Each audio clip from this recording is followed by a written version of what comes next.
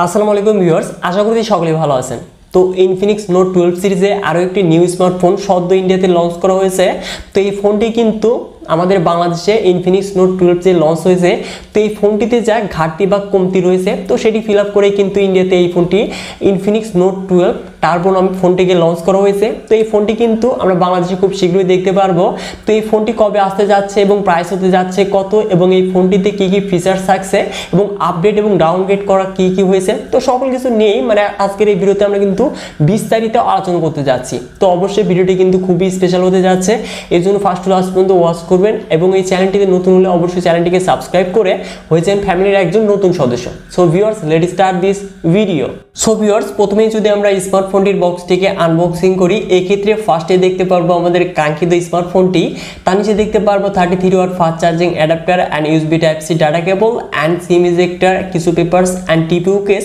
তো এই কিন্তু হতে যাচ্ছে মূলত এই স্মার্টফোনটির বক্স কন্টেন্ট হিসেবে। তো এবার যদি মুভ করি স্মার্টফোনটিতে, তো এই ফোনটির ফ্রেম এবং রিয়ারে দেখতে পারবো আমরা পলিকার্বনেট ম্যাটেরিয়াল, যেটি কিনা টেক্সচার ডিজাইনের সাথে দেখতে পারবো। তো অবশ্যই ডিজাইনটা কিন্তু অনেকটাই ইউনিক করা হয়েছে, তো অবশ্যই ডিজাইনটা দেখতেও কিন্তু অনেকটাই বেটার মনে হচ্ছে। এবং এই ফোনটির ওয়েট হতে যাচ্ছে 184 গ্রাম এবং থিকনেস 7.9 মিলিমিটার। তো অবশ্যই ফোনটি হালকা এবং পাতলা হতে যাচ্ছে এবং এই ফোনটি হাতের সাথে গ্রিপ করে কিন্তু অনেকটাই কমফোর্টেবল মনে হচ্ছে। তো অবশ্যই আপনারা যারা ছোট হাত রয়েছে তো এই ফোনটি কিন্তু ভালোভাবে গ্রিপ করতে পারবেন। তো এবার যদি মুভ করা যায় এই স্মার্টফোনটির ডিসপ্লেতে, তো এখানে আমরা ওয়াটারড্রপ নচের সাথে 6.7 ইঞ্চেস অ্যামোলেড ডিসপ্লে প্যানেল দেখতে পারবো, যার রেজলিউশন ফুল এইচডি প্লাস, সাথে থাকছে 1000 নিটস ব্রেক ব্রাইটনেস এবং এই ডিসপ্লেকে প্রোটেকশনের জন্য থাকছে কর্নিং গোরিলা গ্লাস 3। তো অবশ্যই এখানে কিন্তু আমরা 90 হার্জ রিফ্রেশ রেট মিস করতে চাচ্ছি এবং এখানে ওয়াটারড্রপ নচ থাকছে, বর্তমান সময় আসলে মানানসই না।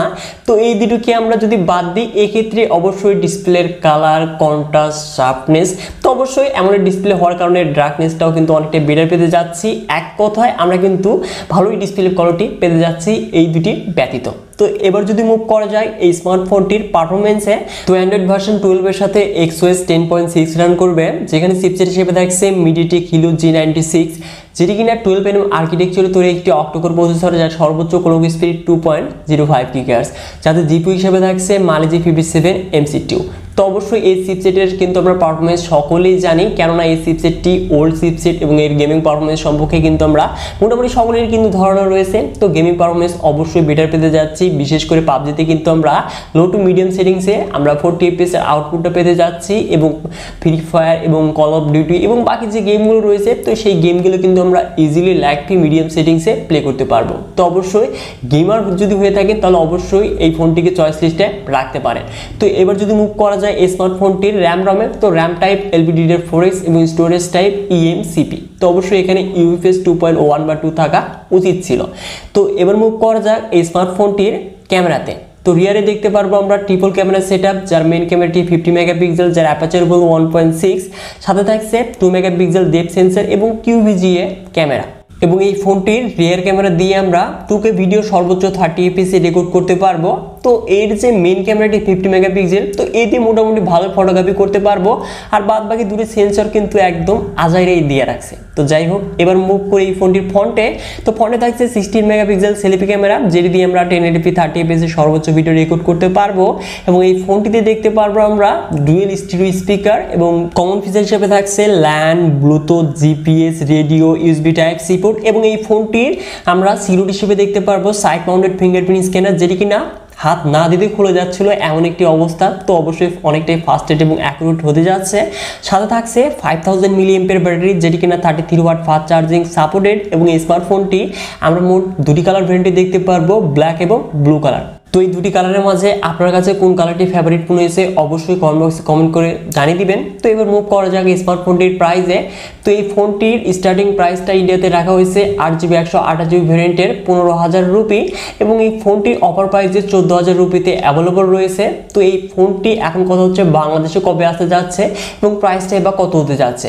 তো বাংলাদেশে এই ফোনটি এক্স্যাক্টলি কবে আসতে যাচ্ছে সেটি কিন্তু এখনো কনফার্ম না, কেননা এই ফোনটি টার্বো নাম ব্যতীত হয়তো আমরা ইনফিনিক্স নোট 12 G96 এডিশন বা যে কোনো একটি নামে আমরা কিন্তু দেখতে পারবো এই ফোনটিকে। এবং এই ফোনটির প্রাইসটা হতে যাচ্ছে 20,000 টাকার আশেপাশে। এবং এই স্মার্টফোনটি কবে অফিসিয়ালি লঞ্চ হবে এর যদি আমরা কোনো লিক্স বা ইনফরমেশন পেয়ে থাকি তাহলে অবশ্যই পরবর্তী ভিডিওর মাধ্যমে কিন্তু আপনাদের জানিয়ে দেওয়া হবে। সো ভিউয়ার্স, এখন কথা হচ্ছে ইনফিনিক্স নোট 12 যেটি বাংলাদেশে অ্যাভেলেবল রয়েছে এবং এই স্মার্টফোনটির মাঝে আসলে কি পার্থক্য রয়েছে। তো অবশ্যই এই ফোনটির আমরা রিয়ারে কিন্তু একটু ডিজাইনটা চেঞ্জেস দেখতে পারবো এবং এই ফোনটিতে শুধুমাত্র চিপসেটটি আপডেট করা হয়েছে, বাদ বাকি ইনফিনিক্স নোট 12 যেটি বাংলাদেশে রয়েছে তো এই ফোনটি শুধুমাত্র চিপসেট এবং রিয়ারের ডিজাইনটা পরিবর্তন করা হয়েছে, এছাড়া সকল কিছুই কিন্তু একদম সিমিলার থাকতে যাচ্ছে। তো অবশ্যই আপনি যদি হ্যাভি গেমার হয়ে থাকেন তাহলে এই স্মার্টফোনটিকে চয়েস লিস্টে রাখতে পারেন। তো বর্তমান সময়ে সকল মোবাইল প্রতিষ্ঠানগুলো কিন্তু তাদের প্রাইসটা হাই প্রাইসে লঞ্চ করছে, কিন্তু ইনফিনিক্স কিন্তু খুব ভালো প্রাইসেই আমরা দেখতে পেরেছি যে বাংলাদেশেও লঞ্চ করছে এবং ইন্ডিয়াতেও লঞ্চ করছে। আশা করছি এই ফোনটি খুব ভালো প্রাইসেই লঞ্চ করা হবে। তো স্মার্টফোনটির প্রাইসটা আসলে কত হলে বেটার হয় অবশ্যই আপনারা কমেন্ট বক্সে কমেন্ট করে জানিয়ে দিবেন। সো ভিউয়ার্স, আশা করছি ভিডিওটি ভালো লেগেছে। যদি ভিডিওটি বিদ্যুৎ পরিমাণও ভালো লেগে থাকে তাহলে অবশ্যই ভিডিওতে একটি লাইক করে দিবেন, আর এই চ্যানেলটিতে নতুন হলে অবশ্যই চ্যানেলটিকে সাবস্ক্রাইব করে হয়ে যান ফ্যামিলির একজন নতুন সদস্য। সো ভিউয়ার্স, দেখা হচ্ছে পরবর্তী নতুন কোনো ভিডিও নিয়ে।